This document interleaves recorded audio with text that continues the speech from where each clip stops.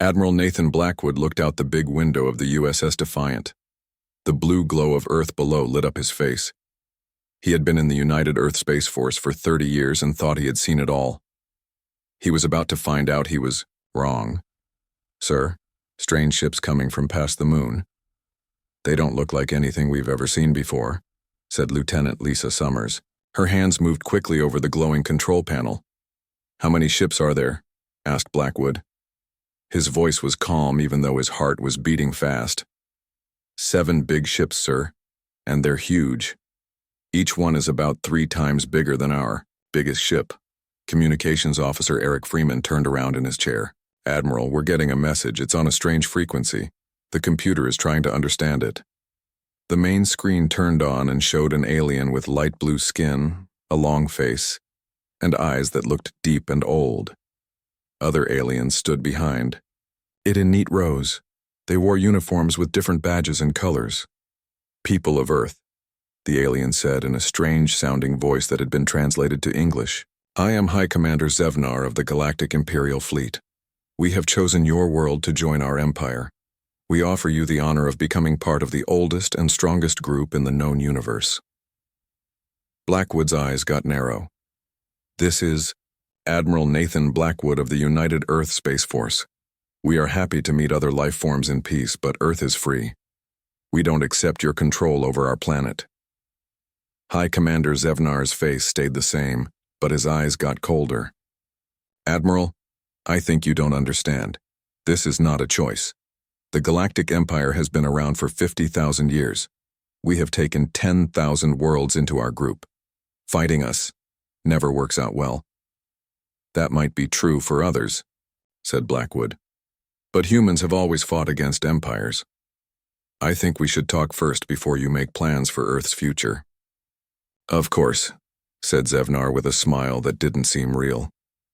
"We will come to your United Nations building in 24 hours.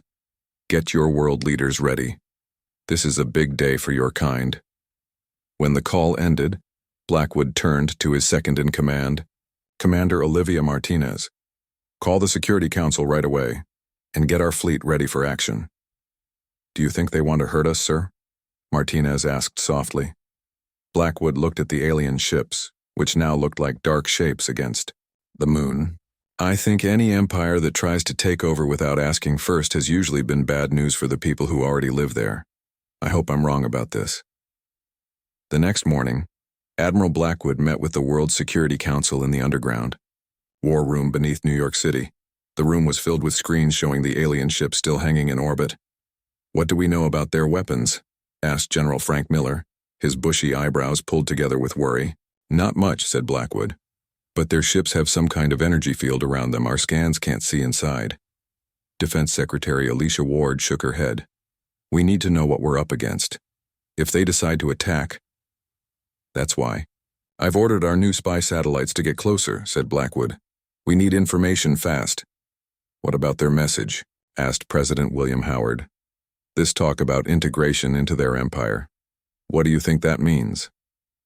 Blackwood's face got dark. "Nothing good, Mr. President. Based on history, empires don't integrate free people. They take over." "Could we fight them if we had to?" the president asked. The room got quiet. Everyone knew Earth's space fleet was new and small compared to what they had seen. "Sir," Blackwood said carefully, "if their technology is as advanced as it seems, a direct fight would be difficult. But humans have always been good at finding ways to win when the odds are bad." "Let's hope it doesn't come to that," said the president. "The UN meeting is set for tomorrow. I want our best diplomats there, but I also want our forces ready, just in case." As the meeting ended, Blackwood's phone buzzed. It was a message from the USS Intrepid, one of their scout ships near Mars. "Sir," said Captain Kelly Barnes through the phone, "we've been watching the alien ships. They're sending out smaller craft, dozens of them. They look like they might be survey vessels." "Survey vessels?" Blackwood frowned. "What are they surveying?" "Earth, sir. They're scanning everything. Our cities, military bases, power plants. They're mapping us." Blackwood's stomach tightened. You don't map a place unless you plan to go there. Keep watching them, Captain. Don't engage, but record everything. That night, Blackwood couldn't sleep. He stood on the roof of Space Force headquarters, looking up at the stars. Somewhere up there, the aliens were making plans for Earth. His phone rang. It was Dr. Linda Powell from the science team. "Admiral, we've translated more of their communications," she said, her voice tense. "They're not just talking about integration. They're discussing resource extraction points, population control centers, and something called cultural reorientation facilities." "Sir, they're planning a complete takeover." Blackwood took a deep breath of the cool night air. "Send everything to my office. And Dr. Powell, not a word of this to anyone else yet. We need to be smart about how we handle this information." He looked up at the stars again. Tomorrow humanity would face its greatest test, and he had a feeling that diplomacy alone wouldn't be enough. "So you want a war?" he whispered to the distant ships he couldn't see but knew were there. "You have no idea what humans are capable of when we're fighting for our home." The United Nations building was packed full. People from every country in the world stood close together as the aliens walked down the middle path. Their leader, Ambassador Krelvor, moved like he was floating, as if Earth's gravity didn't bother him much. UN Secretary General Samuel Wright fixed his tie with nervous hands as he stepped up to the speaking stand. "On behalf of all humans, we welcome you to Earth. We hope this meeting starts a peaceful friendship between our peoples." Ambassador Krelvor gave a small nod. "We thank you for having us. The Empire is happy to tell you that Earth will soon join our family. We will start by building an Imperial Control Center in New York City. Your governments can keep working, but under our watch." A wave of worried whispers spread through the room. "With all due respect, Ambassador," Secretary General Wright said in a strong voice, "Earth has not said yes to joining your empire. We would like to share cultures, trade goods, and have diplomatic talks as equals." Krelvor's face stayed calm, but his voice got colder. "Maybe I was not clear enough. The Empire does not ask permission. We offer Earth protection, advanced technology, and a place in the greatest civilization in the galaxy. Your other choice is to be left out." President Eleanor Johnson of the United States stood up. "Ambassador, humans have fought for hundreds of years to rule ourselves. We won't give up that freedom, not even for better technology. If joining your empire means losing our freedom, then Earth must say no." "No?" Krelvor said the word like it was something new he had never tasted before. "No world has said no to Imperial membership in over 5,000 years. Then maybe it's time someone did," said President Johnson. "Humans may be young compared to your civilization, but we've learned some important lessons. One of them is that empires that don't respect other people's borders always fall in the end." The ambassador's eyes got narrow. "You don't understand your position. The Empire has the military power to ignore any objection you might have." Admiral Blackwood, who was standing at the back of the room, walked forward. "And you don't understand ours. Humans have spent our whole history fighting against enemies much stronger than us. We've almost destroyed ourselves many times with our own weapons, which are simple compared to yours. Think about what we would do if we had nothing left to lose." "This is very disappointing," Krelvor said. "The Imperial Council will need to hear about this unexpected answer. You have 3 days to change your mind before we must take stronger action." As the aliens left, Admiral Blackwood turned to President Johnson. "Madam President, we need to get ready. If history tells us anything, they won't accept our no for an answer." "I agree," she said with a serious face. "It's time to start the Titan Protocol." Back in the White House emergency room, President Johnson sat at the head of a long table.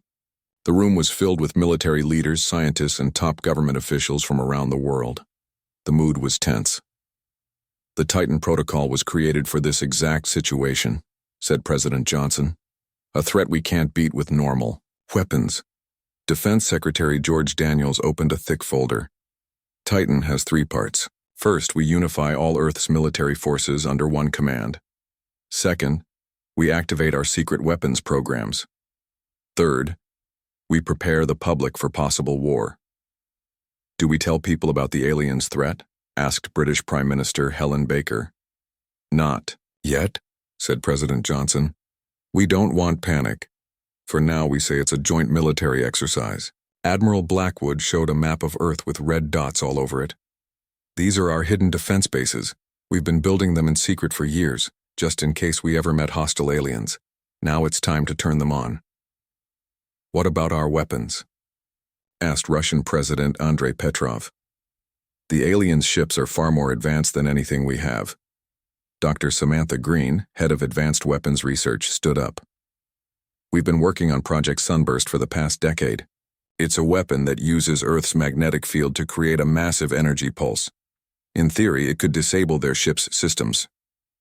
In theory? President Johnson raised an eyebrow.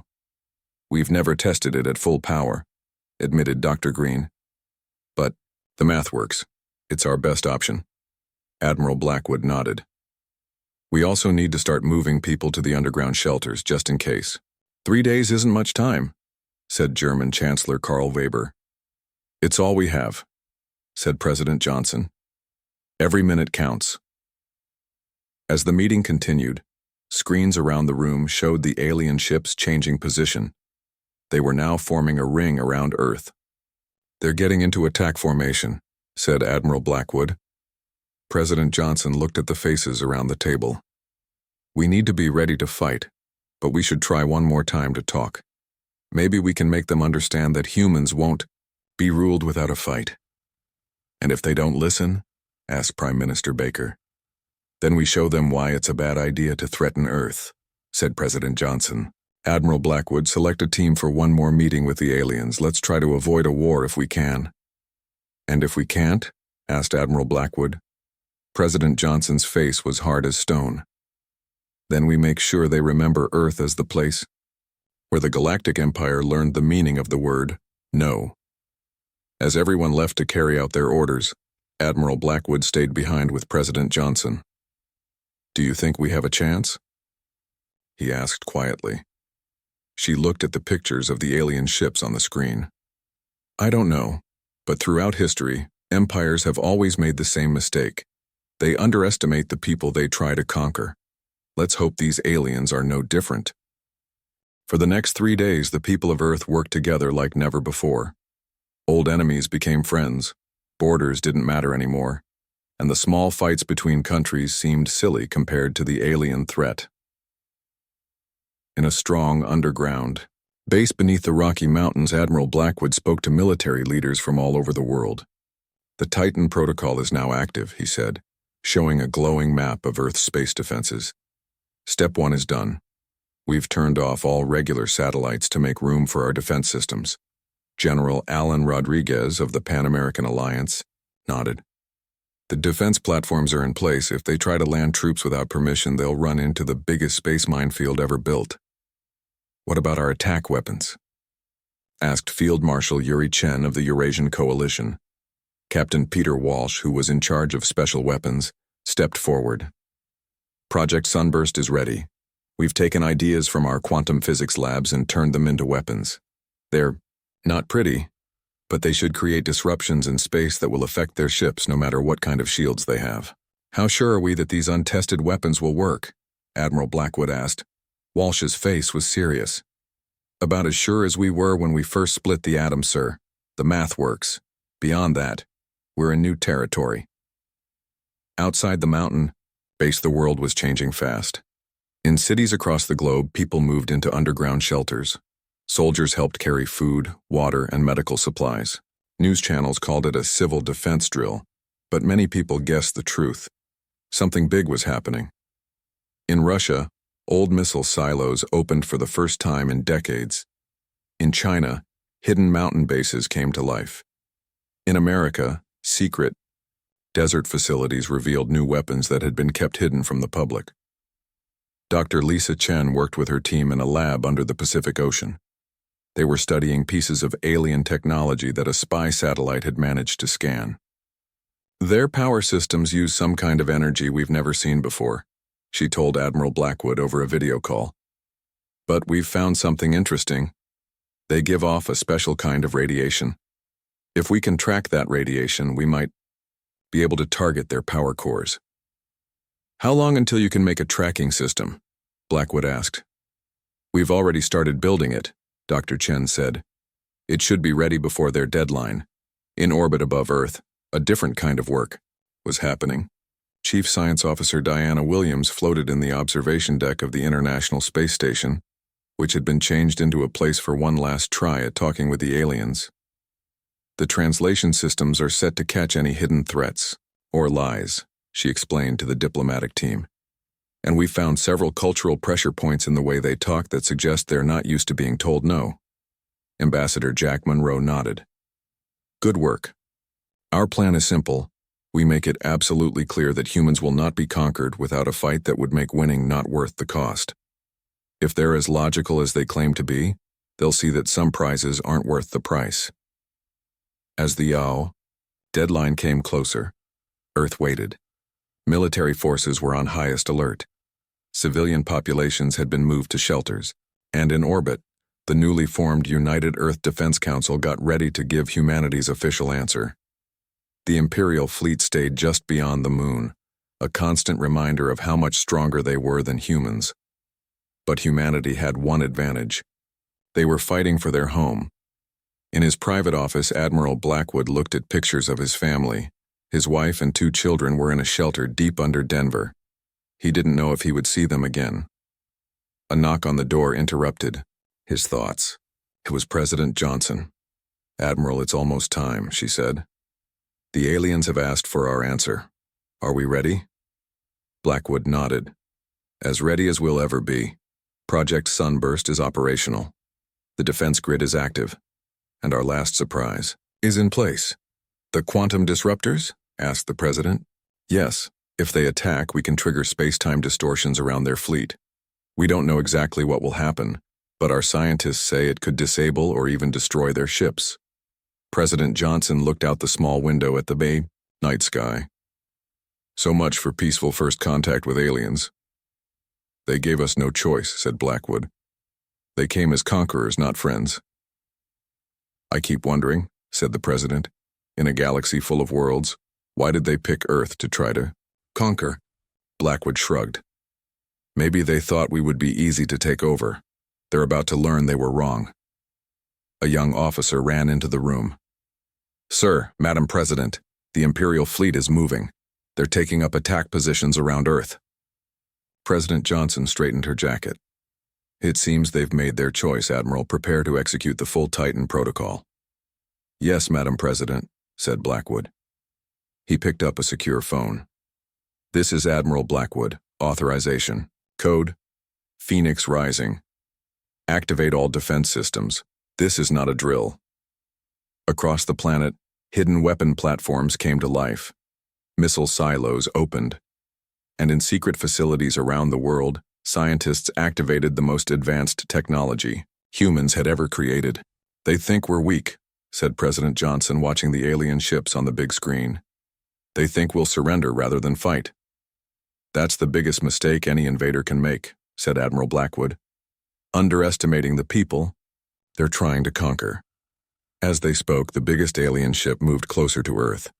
It stopped directly over the North Atlantic Ocean. They're sending a message, said the communications officer. Text only. The message appeared on the screen. Your time has expired. Prepare for integration. President Johnson looked at Admiral Blackwood. Send our reply. Blackwood nodded to the communications officer, who typed quickly. The reply was simple. Earth belongs to humanity. You are not welcome here. For a long minute after Earth sent its message, nothing happened.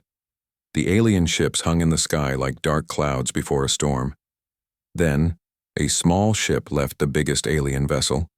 It was heading toward the International Space Station. They want to talk, said Admiral Blackwood, watching the screens in the command center. That's a good sign. Or they're buying time to get into better attack positions, said General Rodriguez. We should be careful. President Johnson nodded. Keep all systems ready. If this is a trick, I want us to be prepared. Up in the space station, Ambassador Jack Monroe and his team waited as the alien ship docked. The door opened, and High Commander Zevnar himself walked in with 4 other aliens. Unlike at the UN meeting, this time the commander didn't look calm and confident. He looked angry. "Your response is unacceptable," said Zevnar. "The Empire has claimed Earth. Your only choice is to accept our rule or face destruction." Ambassador Monroe stepped forward. "High Commander, thank you for coming. Earth has prepared its final answer to the Empire's offer." "I hope you've seen reason," Zevnar said dismissively. "The integration process can begin right away with little trouble if Earth says no to joining the Galactic Empire." Monroe cut him off, his voice calm but strong. "Also, we have our own message. The Galactic Empire and its representatives are no longer welcome in Earth's solar system." The room was quiet for several seconds. "This is strange," Zevnar finally said, looking confused. "Maybe you don't understand what will happen. The Empire could turn your civilization to dust with very little effort." Admiral Blackwood stepped forward. "We understand perfectly, but maybe the Empire doesn't understand humans. We've studied your ships, your messages, even the way you move. Your bodies. You're conquerors who've never faced real resistance. That makes you easy to predict. Is that a threat?" Zevnar asked in disbelief. "It's an explanation," President Johnson said. "In the past 3 days, Earth has come together like never before. Every weapon we have is aimed at your fleet. Every scientist on our planet has been working to find your weak points. And we've made some interesting discoveries. Chief Science." Officer Diana Williams turned on a display showing the Imperial fleet. "Your ships make impressive energy shields, but they create quantum patterns that our instruments can detect. We've made weapons specifically designed to target those patterns." "Impossible," one of the Imperial scientists sputtered. "Your civilization doesn't have the technology to even see such things." "That's your first mistake," Williams replied. "Assuming you know what we can and can't do," Ambassador Monroe continued. "We don't want a fight. We're just telling you that Earth is off limits to the Empire. We are willing to establish diplomatic relations as equals, trade fairly, and join galactic affairs. But we will not be your subjects." "And if we don't accept your terms?" Zevnar asked, his voice dangerously quiet. In answer, Admiral Blackwood activated his communication device. "Blackwood to Defense Command. Start the demonstration." Far below, in the Gobi Desert, a hidden installation powered up. A focused beam shot skyward, bypassing the Imperial ships and instead hitting a small empty asteroid beyond Mars. For a moment, nothing seemed to happen. Then the asteroid simply disappeared, leaving nothing behind. The Imperial delegation stared at the sensor readings in stunned silence. "That was about 1/10 of what we can do," Blackwood said quietly. "Aimed precisely at a small target. Imagine what would happen if we were less careful in how we used it." High Commander Zevnar's calm face finally showed emotion. "This technology, it breaks basic laws of physics as we understand them." "Maybe your understanding is not complete," Williams suggested. "Humans have always been good at thinking outside the box when our survival is at stake." Ambassador Monroe took control of the conversation again. "Here are our terms. The Galactic Empire will leave the Sol system and recognize Earth's freedom. In return, we will not share this technology with other worlds trying to break free from Imperial control. We have no interest in galactic politics. We simply want to control our own future." For the first time in the history of the Galactic Empire, its representatives had no power to get what they wanted. "The Imperial Council will need to be told about this," Zevnar said stiffly. "Of course," Monroe replied. "You have 3 days. After that, we will consider any Imperial ships in our system an act of war." As the Imperial delegation left, Admiral Blackwood turned to the Earth leaders. "They'll be back, you know. Maybe not as conquerors, but they won't forget this." President Johnson nodded. "Then we'd better be ready. Today we protected our freedom. Tomorrow we'll need to secure our place in a much bigger universe than we ever imagined." "At least we've made one thing clear," Ambassador Monroe said, watching. The Imperial shuttle returned to its fleet. "Earth is not just another world to be added to their collection. We've drawn a line in the stars." In the days that followed, the Imperial fleet moved beyond Pluto's orbit. A single message arrived, formally, recognizing Earth's special independent status in galactic affairs. It wasn't quite the full acceptance of sovereignty that humanity had demanded, but it was an unprecedented concession from an empire not used to compromise. As Admiral Blackwood watched the last Imperial ship disappear from Earth's sensors, he allowed himself a small smile. Humanity's first meeting with galactic civilization hadn't gone according to anyone's plan, especially not the Empire's. But they had survived, kept their freedom, and sent a message to the galaxy at large. Earth would not bow, Earth would not break, and anyone who thought otherwise would not be welcome here. 2 months later, Admiral Blackwood stood in the new Earth Defense Headquarters in Geneva. The room was filled with representatives from every nation, now working together to protect their planet. "The alien threat united us in a way nothing else could," said President Johnson in her speech. "For the first time in human history, we truly stand as one people." A young officer rushed into the room and handed Blackwood a message. He read it quickly, then walked to the president's side and whispered in her ear. She nodded and turned back to the microphone. "Ladies and gentlemen, we've just received word from our deep space monitoring stations. 3 ships are approaching Earth. But these aren't Imperial vessels. They're from different civilizations, ones that have heard about how Earth stood up to the Empire." A murmur went through the crowd. "It seems," the president continued with a smile, "that we've gained some admirers in the galaxy. They're coming to offer trade agreements and cultural exchanges. As equals, the first one will arrive next month." Their message was simple. "We wish to meet the humans who said no to the Empire." Admiral Blackwood looked up at the big screen showing the approaching ships. Earth's first contact had been with conquerors, but now they would meet friends. And the stars suddenly seemed a lot less threatening and a lot more inviting. The end.